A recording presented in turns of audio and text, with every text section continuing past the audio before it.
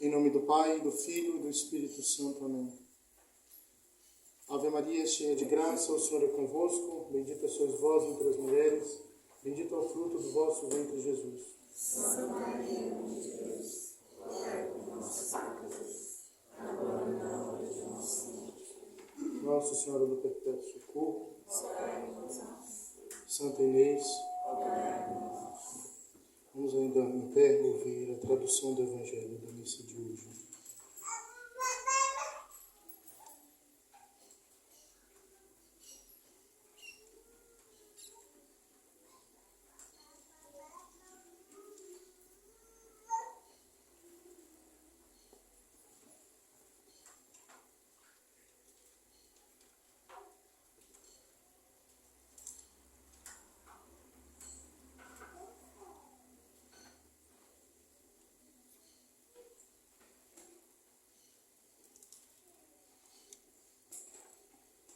Do Evangelho de São Mateus, naquele tempo, tendo Jesus descido do monte, uma grande multidão o seguiu.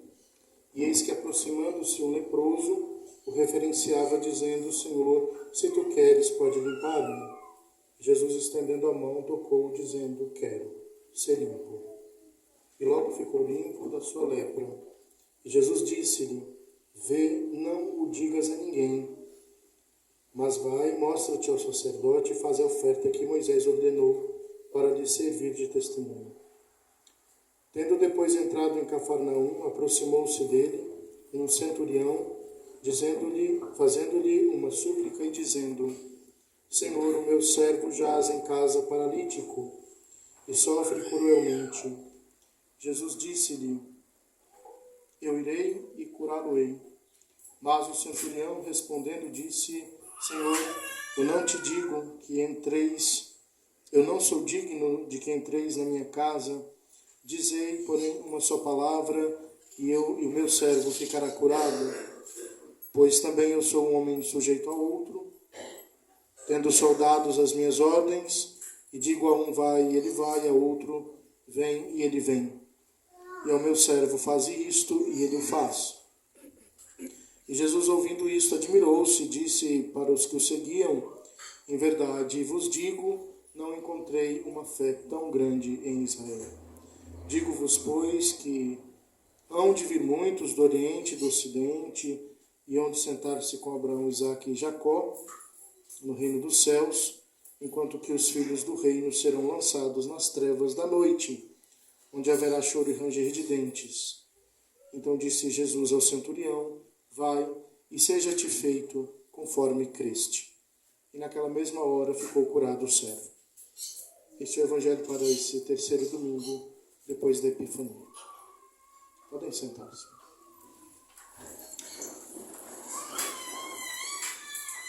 Então, antes de mais nada, eu gostaria de dizer que hoje nós saudamos com esta oração litúrgica da comemoração da missa, a comemoração de Santa Inês, Virgem Mártir, a quem devemos também o seu patrocínio, as Filhas de Maria aqui da nossa capela, uma pia união de moças que estão preservando os valores da vida católica, da sua juventude, e também algumas virtudes como a modéstia, a pureza, etc.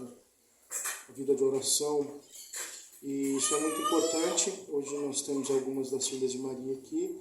São jovens comuns que vivem sob uma regra de vida que não é exigida sobre o pecado grave, mas que elas se colocam à disposição para cumprir, para melhorar a sua vida espiritual. E nós esperamos que a Pia União também cresça, porque de uma certa forma a Pia União sempre vem sofrendo um desfalque, graças a Deus, porque ela de fato é uma confraria, digamos assim, passageira, né? As moças logo se casam, algumas mesmo vão para a vida religiosa, então sempre nós esperamos novas moças, né? Que podem até inclusive fazer uma visita às reuniões que acontecem no primeiro sábado do mês, a partir do mês que vem, depois da missa das 7 da manhã aqui na capela. Então, gostaríamos até de fazer um convite para que as moças também se interessem a partir dos seus 15 anos. Também já vou adiantando com certa antecedência, dia 1º de fevereiro, às 18h30, nós vamos celebrar uma missa no Carmelo de Trindade, diante das relíquias de Santa Teresinha. Então peço que os senhores se organizem, vai ser uma missa cantada, uma missa tributina. A Reverenda Madre, priora do mosteiro, nos permitiu que nós pudéssemos celebrar essa missa cantada lá no Carmelo de Trindade. Fica bem ao lado da Vila São Cotolengo, aquela instituição caritativa. Então, peço que os senhores se organizem, mesmo que você não possa ir para chegar a tempo da missa, pelo menos para a veneração das relíquias, que vai acontecer imediatamente depois. No Evangelho de hoje, São Mateus nos narra o milagre da cura do filho do oficial do rei. Durante todo o Evangelho, são muitos os milagres de Nosso Senhor. E se há tantos milagres, deve haver uma razão para tanto. Nosso Salvador fez tantos milagres para confirmar a verdade de seu ensinamento e de sua divindade, mas também para mostrar a sua bondade, exercendo uma grande misericórdia para com os homens. E claro, o milagre é, por definição, algo feito por Deus fora da ordem da natureza. É uma alteração passageira e pontual da ordem natural, que supera, sem dúvida, as forças de toda a natureza criada. Acima de todas as criaturas, acima de toda a ordem natural, está unicamente Deus.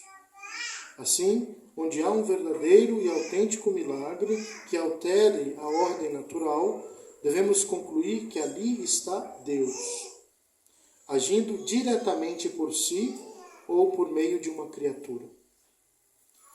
É preciso, então, muita cautela para se afirmar que algo se trata de um milagre, mas é preciso também reconhecê-lo quando ele existe.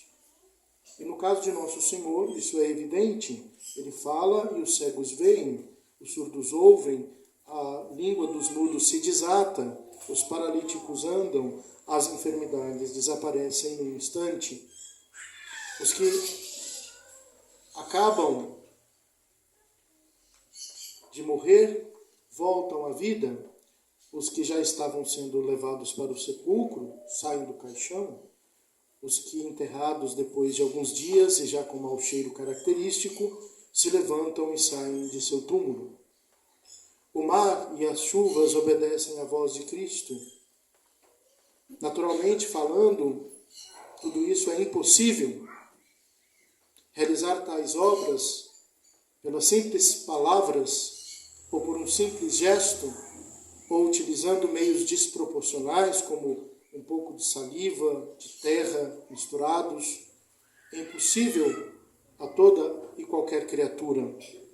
Uma palavra, um gesto, uma ordem aos elementos da natureza e às doenças, uma ameaça ao demônio, basta para que Cristo realize tais coisas. Pela qualidade das obras e pelo modo de fazê-las, fica claro que nesse caso é Deus quem está agindo. E quando Deus age para confirmar um ensinamento, tal ensinamento é necessariamente verdadeiro. De outra forma, seríamos enganados por ele, o que também é impossível. Então, aquilo que Cristo ensina é verdadeiro, e como ele nos ensinou a sua divindade abertamente, dizendo, por exemplo, eu e o Pai somos um, devemos confessar que Cristo é verdadeiramente homem e verdadeiramente Deus. Cristo, nosso Senhor, fez milagres também sobre os anjos, colocando-os a seu serviço diante dos homens em seu nascimento, em sua ressurreição, em sua paixão e em sua ascensão. Cristo fez milagres sobre os demônios, expulsando-os com uma simples palavra. Cristo fez milagres sobre os corpos celestes, com a estrela que guiou os magos, com o céu se abrindo quando, por ocasião de seu batismo, por São João Batista, também ele manipulou as trevas que se fizeram presentes durante sua crucificação, quando o sol mais brilhava. Cristo fez milagres sobre os homens, ressuscitando ao menos 3, curando toda espécie de enfermidade, lepra, febre, paralisia, epilepsia, cegueira, surdez, mudez, curando à distância. Cristo fez milagres também sobre as criaturas racionais, como pescas milagrosas, tempestade acalmada, secando a figueira, multiplicando os pães, rasgando o véu do templo, produzindo terremoto quando de sua morte, e etc. Então, o que nos resta constatar é que toda a criação está debaixo do poder de Cristo. É daqui que podemos inferir que ele realiza a sua realeza. Cristo começou a fazer milagres somente ao iniciar sua vida pública, sua pregação. E se Cristo fez milagres para confirmar a sua doutrina e para manifestar sua divindade, não convinha que fizesse milagres antes de começar a pregar. E sabemos que ele começou a ensinar somente aos 30 anos. E se Cristo deveria mostrar a sua divindade pelos milagres, não convinha fazê-los desde a sua infância, a fim de que a realidade da sua humanidade não fosse colocada em dúvida. Assim, não devemos dar crédito a revelações privadas que contam milagres de Cristo durante sua infância. São João diz claramente que o milagre das bodas de Caná foi o primeiro que Nosso Senhor fez, manifestando sua glória, e seus discípulos acreditaram nele. Mas se os milagres têm como finalidade primeira mostrar a veracidade do ensinamento de Cristo, de sua divindade, eles são também expressão, como já disse, de sua infinita misericórdia, da sua bondade misericordiosa. Vemos isso claramente no Evangelho. Ao sair da barca, viu uma multidão numerosa, teve compaixão e curou os enfermos. Teve compaixão dos que o seguiam e estavam com fome. Teve piedade do cego em Jericó, etc. A pedido de sua mãe, reconhecendo o embaraço dos noivos em Caná, transformou a água em vinho. E o povo judeu reconheceu essa bondade de Nosso Senhor e se admirava muito, dizendo: ele fez bem todas as coisas, fez ouvir os surdos e falar os mudos. Devemos notar acerca dos milagres de Nosso Senhor que ele nunca realizou um milagre em benefício próprio, mesmo quando mais precisava. Sofre de fome 40 dias no deserto, mas não quer transformar as pedras em pão. Tem sede ao lado de um poço, mas no lugar de saciar sua sede com um milagre, pede água à samaritana. Permite a seus carrascos que o maltratem e o matem na cruz, enquanto podia, com uma simples ordem, ser defendido por legiões de anjos. Então, os milagres de Nosso Senhor sempre são para os outros, são para o bem físico dos outros, mas, sobretudo, para o bem espiritual dos outros, para que possam acreditar em Cristo e reconhecer sua bondade e misericórdia.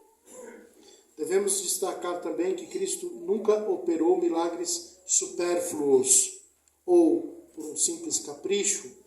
Todos corresponderam justamente a uma necessidade física ou moral. E no Evangelho de hoje, no milagre da cura do filho do oficial do rei, não foi diferente. Nosso Senhor cura um doente à distância, dizendo simplesmente: vai, o teu filho vive. Pode um homem fazer tal coisa? Pode um anjo fazer tal coisa? Sem dúvida, não. Só Deus pode fazer isso, direta ou indiretamente. Cristo, sendo verdadeiramente Deus e verdadeiramente homem, o faz. Cristo sabe que os homens precisam dos milagres para poder acreditar em seu ensinamento. Ele mesmo o diz: vós que não virdes milagres e prodígios, não credes.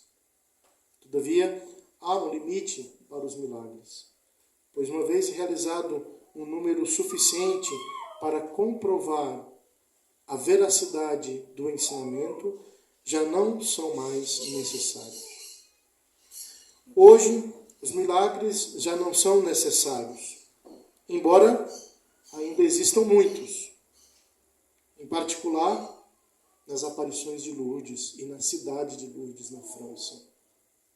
Nosso Senhor é movido, então, pela compaixão face ao sofrimento deste pobre pai e cura seu filho. Nosso Senhor age em benefício de outrem e jamais em benefício próprio. E Nosso Senhor age não somente para curar fisicamente, mas sobretudo para dar a vida sobrenatural. O pai, tendo constatado a cura do filho, imediatamente passou a crer em Cristo, junto com toda a sua casa. Vejam, então, o bem que isso repercutiu. Os milagres, então, supõem a fé ou nela terminam. Em certo sentido, ele às vezes termina gerando a fé, suscitando a fé nas almas. Por isso, então, reconheçamos nos milagres de Nosso Senhor a inquestionável confirmação de sua divindade e de todo o seu ensinamento, e reconhecendo também a sua bondade e misericórdia infinitas. Da mesma forma como Cristo ajudou aquelas pessoas quando estiveram fisicamente débeis e ele estava fisicamente presente entre os homens, ele nos ajudará. Os milagres são hoje mais escassos, pois já temos motivos suficientes para relembrar aqueles que nosso Senhor já fez, por isso os evangelhos, as pregações, os sermões na missa, e é claro também para que nós possamos continuar esperando que Deus intervenha na história humana de forma pessoal ou mesmo social. Mas, se for necessário, saibamos que Cristo nos ajudará até com milagres. Basta que observemos quantas obras, mesmo interiores, têm se realizado na vida das pessoas, especialmente aquelas que creem mais e pedem a ajuda de Deus. Outros lugares que nós poderíamos dizer que acontecem milagres com muita frequência, a cidade de Trindade, a devoção ao Divino Pai Eterno. Quantas pessoas relatam mesmo até curas? Temos lá a sala dos ex-votos, né? Os objetos que as pessoas deixam ali, contando as graças e milagres que receberam de Deus sob o título de Pai Eterno. Então recorramos à poderosa intercessão de Nossa Senhora, dos santos, especialmente Santa Inês, que também teve o seu martírio rodeado de muitos milagres, de muitas confirmações. Quando os algozes insistiam em matá-la, às vezes ela aparecia viva novamente, o que humanamente seria impossível, justamente para provar o poder de Deus. Que Deus nos ajude, e a Santíssima Virgem e todos os anjos, a acreditar no poder do seu Filho. Em nome do Pai, do Filho e do Espírito Santo. Amém.